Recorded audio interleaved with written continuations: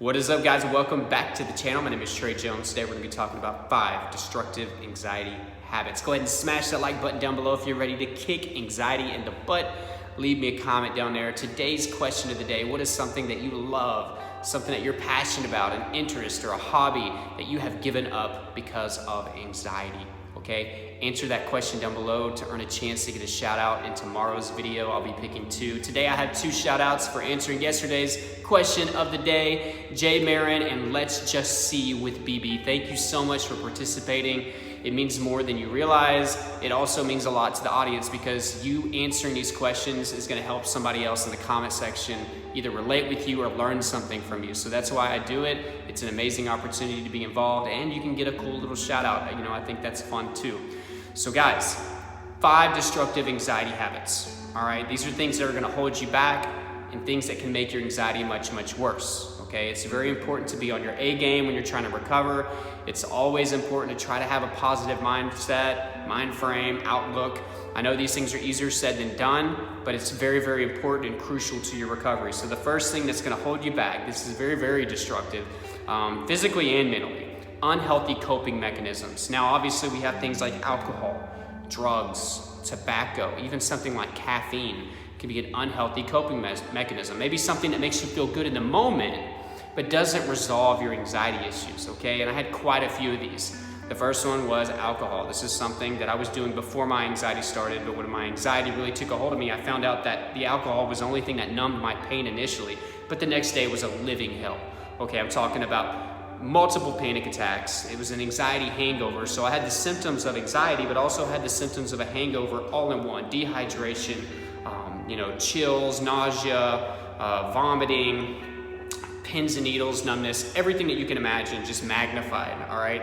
Something else that I did, I was a binge eater. So oftentimes after drinking, but even whenever I wasn't drinking, I would go into the fridge late at night. Whenever I was stressed out, I would start eating literally everything in sight. Luckily, I didn't gain a crap load of weight because I had a pretty decent metabolism. But does that sound healthy? No. It also made my heartburn much, much worse, which was also aggravated by anxiety. It also made my IBS symptoms aggravated by anxiety much, much worse as well. So that's also just not a healthy way of handling it. There are other things. I used to smoke cigarettes as well. Eventually I had to quit that because that led to further anxiety. Some of you are turning to drugs, okay? Some of you are turning to caffeine, okay? Caffeine is shown to not really help with your anxiety. But just outside of that, guys, there's other things like social media, sitting on your butt and just watching TV, okay? Trying to just basically escape reality, all right, without actually handling your own problems. So guys, if you're doing things like this, it only makes things much, much more difficult. We have to get up, we have to go out in life, we have to experience things for what they are and start rewiring our brain. It takes time and patience. Don't fall victim to that.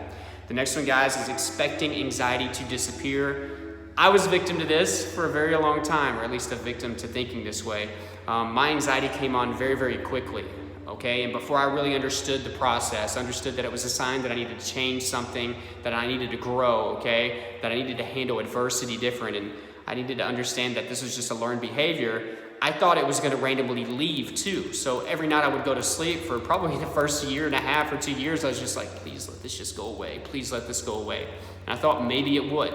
And every once in a while you hear a story where, one day I just didn't have anxiety, but there's a lot of people out there, and I'm telling you, most people, they'll say that, and then eventually it just basically goes dormant, and then it reappears when they're, dealing with some adversity again, or whenever they have new symptoms that they associate with diseases, okay? So just don't expect this to just leave. It takes a lot of work, okay? We're dealing with something on a subconscious level. Our subconscious is very habitual. It takes habits, it takes new routines, new lifestyles. Don't expect anxiety to just pack its bags and leave.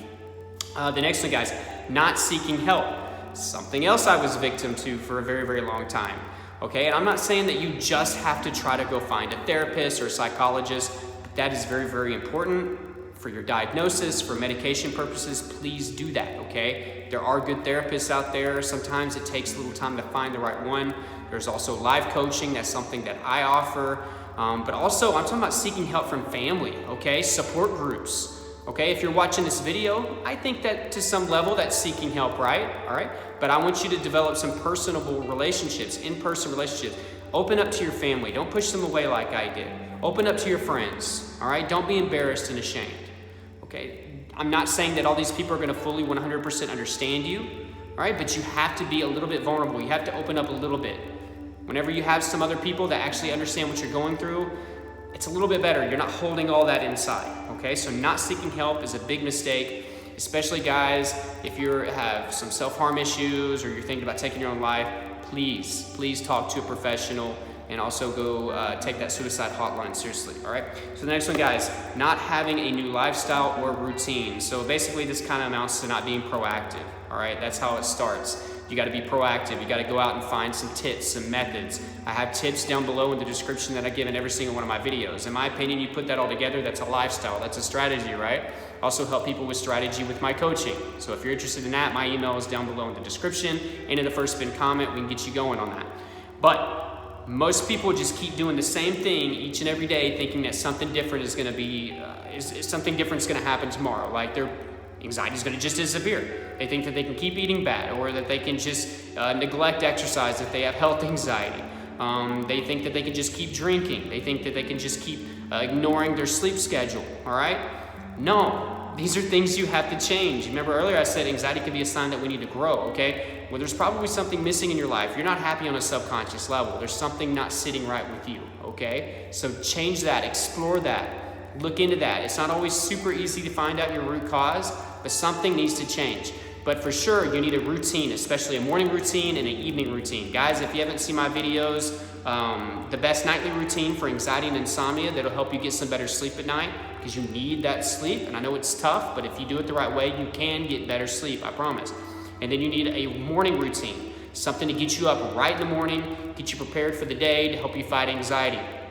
All right, if you're not doing any of that, you're laying around in the morning, you can't expect to feel a lot better. I'm just gonna be 100% honest. If you're not doing anything proactively to fight your anxiety, stop expecting some different results, all right? So a huge destructive anxiety habit would be not having a new lifestyle or routine. Now, just because you put in a new routine or you decide to change your lifestyle, does that mean everything's gonna get magically better in a week or two? No, I said our subconscious is habitual. It takes time, it takes habit, all right? So you gotta build some good ones. All right. Last but not least, and it kind of ties in with the question of the day, giving up your interests, your passions, and your life because of anxiety. In my personal opinion, every time you give something up to anxiety, you're basically telling your subconscious mind that you are going to bow down to this, all right? You have to be a best friend to your subconscious on a conscious level, okay? Our conscious mind is based off of old habits, so we have to be positive. We have to be there to pick ourselves up. We have to love ourselves, and I know that's tough. You are not weak because you're going through this. Some of the most brilliant and strongest people in this world have dealt with anxiety and depression, all right? Some of this has to do with genetics. Some of us are prone to this. Some of us have traumas, okay? Some of us have just learned a negative way to handle adversity. Some of us are negative thinkers, all right? That is not a weakness, okay? That's just something that we have to fix. And I found that if you can fix this, all right, you're gonna be a better person on the other side than what you were before. Something else I talk to with my coaching clients. So giving up something that you love. I did this, okay? I gave up college for this. I stopped playing the trumpet. I was terrified of exercise because I thought I was gonna drop dead because I had health anxiety. So I stopped working out. That was something else I used to enjoy doing. I stopped going out and hanging out with friends. Now there are some things that you do need to give up, all right? If you're just drinking every single day or you're hanging out with the wrong people in a toxic environment, sure, that's giving up something good. But if you're giving up the things that you love, that make you happy, that are also healthy, all right? Hobbies, interests, passions, or your life in general, things like driving or a job that you love, do not give those things up to anxiety, because that sends a horrible message to your subconscious mind that you are gonna bow down to this. Anxiety is a bully, all right? Sure, a bully might be big and strong and souped up, and you may not be as big. But I'm telling you, if you get a jab in there and you hit anxiety one good time in the nose and you tell, look, even though you're here and you're around me right now, I'm not gonna stop doing what I love because of you. Hey, anxiety ain't gonna keep picking on you too much longer, okay? A bully ain't gonna keep messing around with you if you keep popping him in the nose. Even if he pounds on you later, it's gonna get old to him, all right? So I love you guys. Again, these were 5 destructive anxiety habits. I have faith in you guys and know that you can overcome this. If I did, for damn well sure you can, okay? I'm not the strongest of people. I put a plan and strategy together. And guys, again, if you're interested in coaching for your anxiety, whether it be panic attacks or anxiety disorders, health anxiety, I got you on that. just send me an email down below in the description and in the first pinned comment. Remember, guys, to leave a comment, answer the question today. What is something that you've given up, whether that be an interest, a hobby, or passion, or your life in general, to anxiety? Let us know down below, okay? It could help somebody out, change somebody's life. I'll be picking 2 people for a shout out.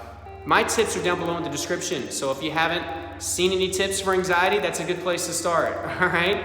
There's some other resources, including online therapy that's down there, some social networks that you can join, including the Facebook group. Join that if you haven't. It's a big, loving family. We take care of each other in there. You can get a lot of support and relate with a lot of people. Tons of stories being shared in there every day.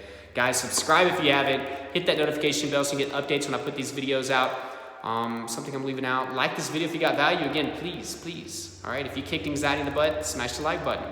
Aside from that, guys, I love you all. Keep fighting. I'm going to keep these videos coming out daily, and I will see you next time. All right.